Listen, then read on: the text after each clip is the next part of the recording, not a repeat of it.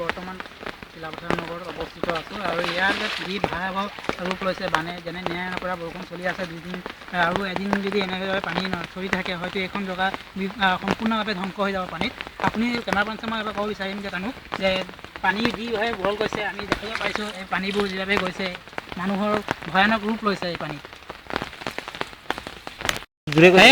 ইয়াৰ যি অৱস্থা, মানুহৰ ঘৰ পৰা বাহিৰ ওলাবলৈ পাব্লিকে নানান ধৰণৰ কষ্ট হাৰাশাস্তি পাইছেহি আৰু চৰকাৰে বোলে ইয়াৰ পাব্লিকক একো বেয়া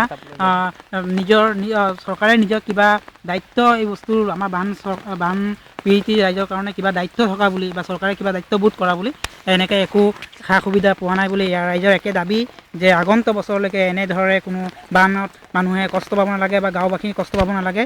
এই বিষয়ে তেখেতে ইয়াৰ পাব্লিকে আমাক জনাইছেহি। টিভি নিউজৰ যোগেদি সিহঁতে প্ৰচাৰ কৰিছে যাতে এনে কষ্ট আগলৈকে ভুগিব নালাগে। কেমেৰা পাৰ্চন অমিতৰ সৈতে মই চিলাপথাৰ বিগ টিভি।